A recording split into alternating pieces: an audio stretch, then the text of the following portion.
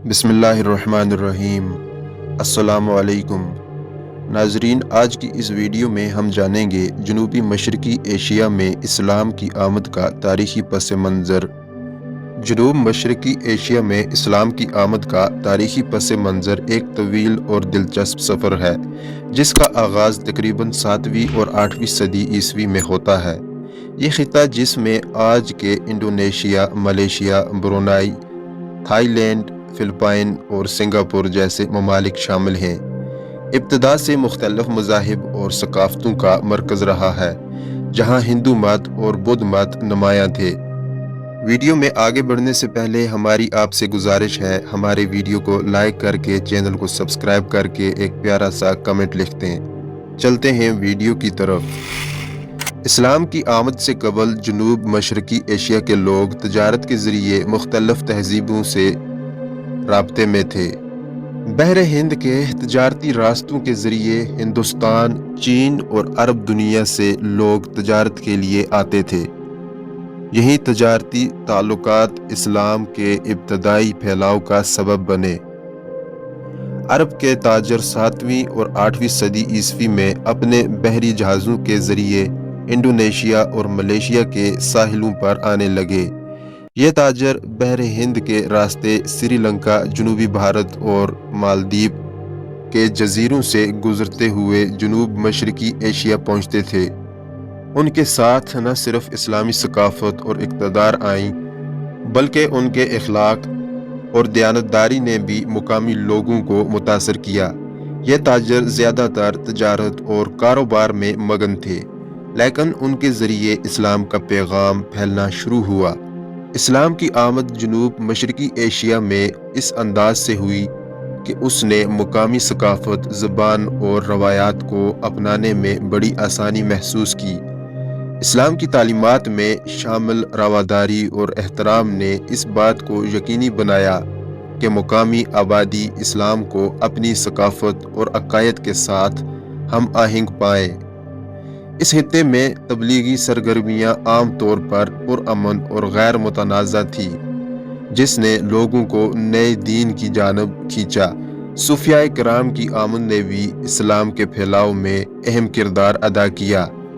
ان صوفیوں نے نہ صرف مذہب کو سمجھایا بلکہ اپنی روحانی تعلیمات اور کردار کے ذریعے بھی لوگوں کے دلوں کو موہ لیا۔ انہوں نے مقامی لوگوں کی معاشرتی زندگی میں شامل ہو کر اسلامی اقتدار اور اخلاق کو متعارف کروایا، جس کی وجہ سے لوگوں نے اسلام کو تیزی سے قبول کیا۔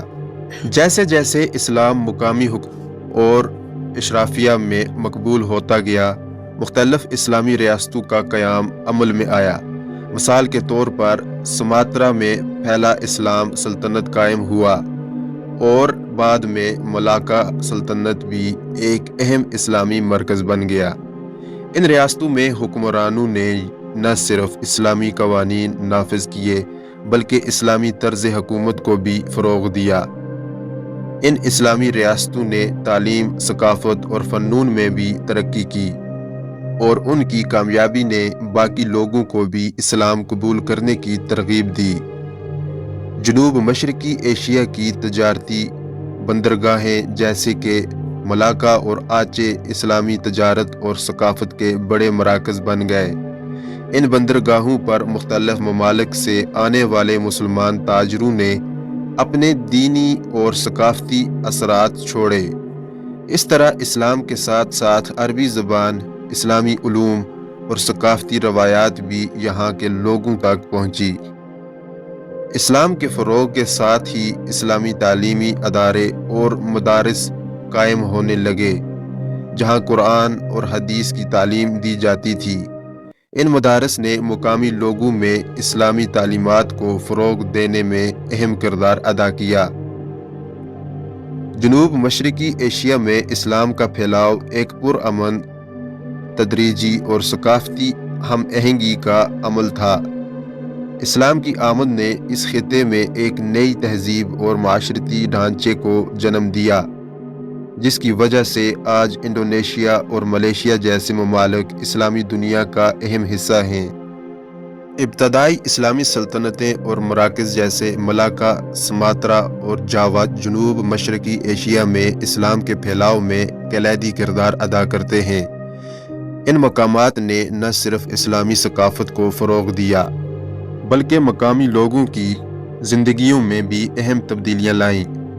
ملاکا سلطنت، جو آج کے ملیشیا میں واقع ہے، اسلامی تاریخ میں ایک اہم مقام رکھتی ہے۔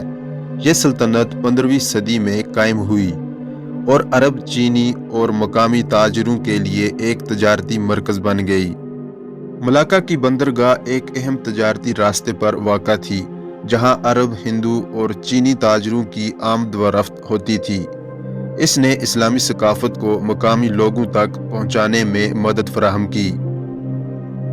ملاکا میں اسلامی تعلیمات کے فروغ کے لیے مدارس کا قیام ہوا، جہاں قرآن اور اسلامی علوم کی تعلیم دی جاتی تھی۔ یہ مدارس اسلامی ثقافت اور علم کے مرکز بن گئے۔ سماترا ایک بڑی انڈونیشیائی جزیرہ ہے جس نے بھی اسلامی ثقافت کو گلے لگایا۔ سماترا میں سب سے پہلے اسلامی سلطنت کی بنیاد آچے میں رکھی گئی، جو 15ویں صدی کے اوائل میں قائم ہوئی۔ آچے کی بندرگاہ ایک اہم تجارتی مرکز تھا، جہاں اسلامی تاجروں نے تجارت کے ذریعے اسلامی ثقافت کو فروغ دیا۔ اس بندرگاہ نے اسلامی ثقافت کے اثرات کو تیزی سے پھیلانے میں اہم کردار ادا کیا۔